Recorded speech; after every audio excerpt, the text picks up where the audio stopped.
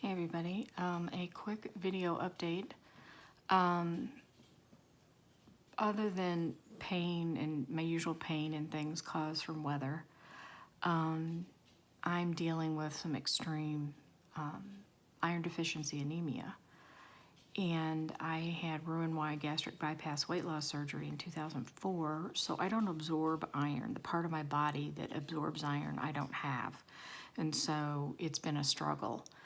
And about a year and a half after my surgery, which was in 2005, mid 2005, I had a cardiac event because my ferritin got down to 7. And I was taking bariatric specific vitamins and supplements, and then that's how we learned that they don't work for me. And so I've always tried to stay on top of it. I only have to get an infusion like every year and a half to 2 years. And there's a wide range of ferritin normal, like from 13 to 150, which is ridiculous.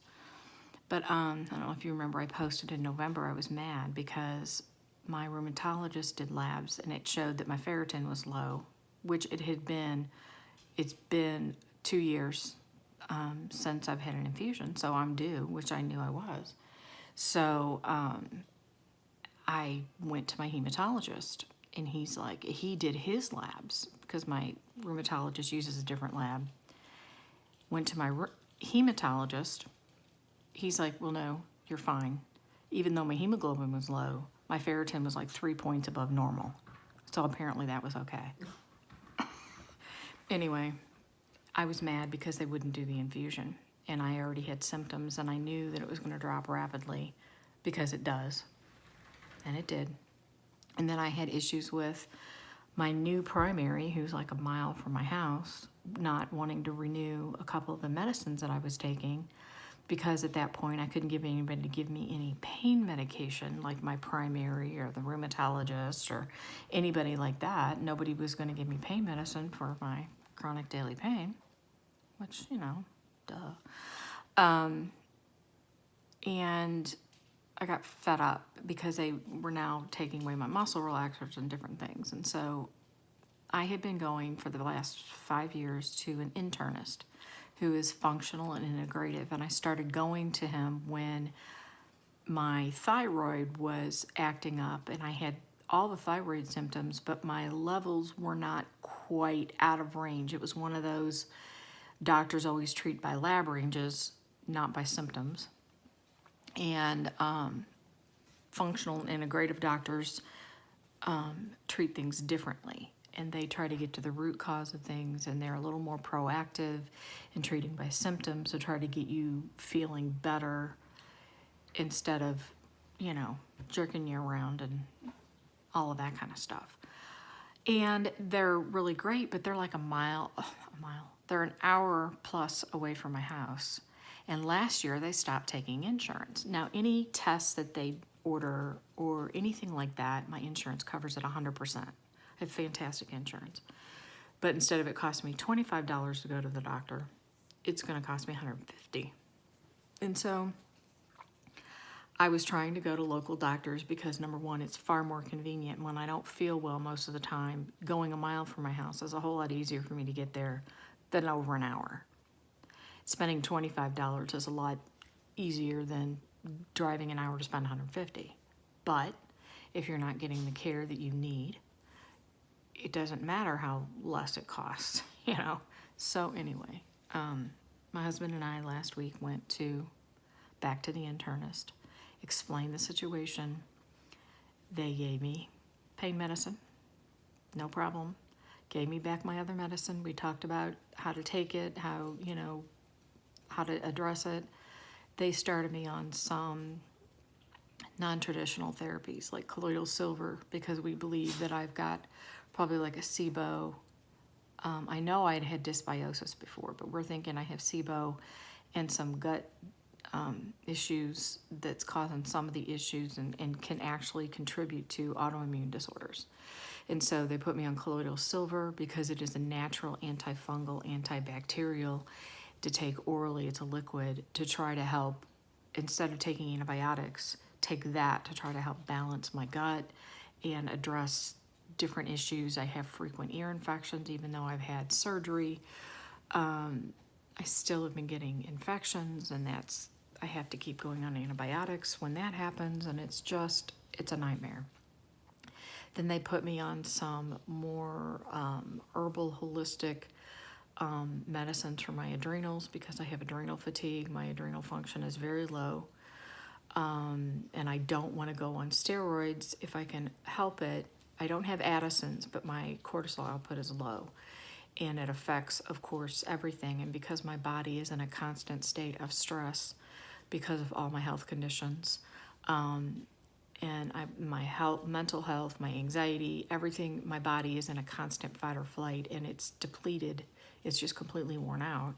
And then I get a flare of my adrenal issues, and that just makes everything so much worse. So there's a supplement that I'm taking to try to support my adrenals without steroids because I have very severe osteoporosis, and I don't want to take steroids if I can avoid it. And then they put me on a gut microbiome X. It's another, I guess it's got like the good probiotics and stuff in it to help build the good gut bacteria, florum, whatever in there. But and they did labs for my iron and all the things, and I was very deficient. No, it's been like 8 weeks since I had the last test done, and doctors told me no. And so in 8 weeks, I went from my ferritin of being 16 to being 8. Mind you, when I was at a 7, I had a cardiac event. Iron deficiency anemia is very serious. Your body is struggling for oxygen. It stresses every organ in your body because it's not getting enough oxygen. It overworks the heart, and that's how it can cause an issue. All right, you two, stop it. Dogs. So I've been feeling the effects of that. I can't get out of bed. It's affecting my mood, my anxiety. I've been dealing with, I gotta come let a dog in. Been dealing with anxiety and all of the things because Carter's out there licking snow off the deck rail. It's snowing. Anyway, and so it's that bad. And when your body is that severely iron deficient, it is making all of my skin itch. It causes a level of anxiety that's not like anything you've ever had before. It's because all the cells in your body are struggling to get oxygen. So it gives this anxiety, panic kind of a feeling. And it's weird. I mean, I have general anxiety disorder, but it was weird. And then I've been having extreme gut issues and not feeling well. And then, this weird anxiety thing and my body itching and me just like in this panic mode and feeling off and feeling weird. And yesterday, my husband took me to the hematologist, and he looked at the labs. Oh, yeah, you're severely anemic. Well, no, duh. And I was a little aggravated. My husband was really aggravated. I'm so dizzy. I get so out of breath. I can't drive. I have a hard time walking. And we were a little annoyed at the hematologist yesterday because it's like he did my last infusion. It's like he doesn't even remember. And I'm allergic to all the infusible iron, which makes it so much more fun. So I have to get a PICC line because they have to spread it out over 5 different treatments in like a week and a half. And my veins are bad. And so it's to avoid the horrific experience I had like 4 years ago, we have to do a PICC line for the infusions. And I, reminded him of that. I had to remind him of the pre-dosing, and then he gave me the pre-dosing meds. Were like nothing like the pre-dosing meds that I've had before. Oh my God. So anyway, last night I was not in a good place. I was just felt like I was crawling out of my skin. I really was in a bad. My husband took off work. He took me to the doctor, but then he took off work to stay home to take care of me because I was not doing well. I'm sort of okay this morning. We finally last night, he said, take Benadryl, and he said, it sounds like you're having some sort of an allergic reaction. Well, it ended up it was the iron deficiency, but the Benadryl did help. And but anyway, so far today I'm just tired. But I've gotten a call this morning. I'm going Monday to get my PICC line inserted, and next Wednesday I start my infusions. So that's good. So I've got, some different non-prescription things that I'm trying with to help with like the autoimmune stuff and the gut stuff and the adrenal stuff. The infusion will help with the shortness of breath and some of the symptoms from the anemia, which of course is extreme fatigue and all sorts of things. I mean, I'm still going to have fatigue from fibro and everything else that I have, but at least it'll remove the layer that's being caused from being iron deficient. So anyway, that's kind of what's going on. I don't feel well. I don't, mentally I'm just, struggling, and physically I'm struggling, and, I'm frustrated, and, at least the internist is on it, and it's really, they're so fantastic about listening to everything. It's worth driving there. It's worth the money. My husband will just take me before he goes to work. He leaves for work at 1 o'clock every day. He works second shift. So we've always got mornings for him to take me do things. We do have 3 kids at home, and they're all licensed now, and they all have their own cars, but my youngest daughter finally got a job, so now they're all 3 also working. And my son goes to school full-time. So I don't know how reliable it's going to be for them to always be able to take me, but at least I do have some people here. They've been cooking me food and bringing me food in bed and taking care of everything because I can't do it. So, I just text somebody and they just tell them what I need, and they go do it and they bring it to me. So it works, but it's been a struggle. So that's what's going on. I should hopefully start feeling better from the anemia anyway by next week or the week after, once the infusions are done. Those infusions always make you ache.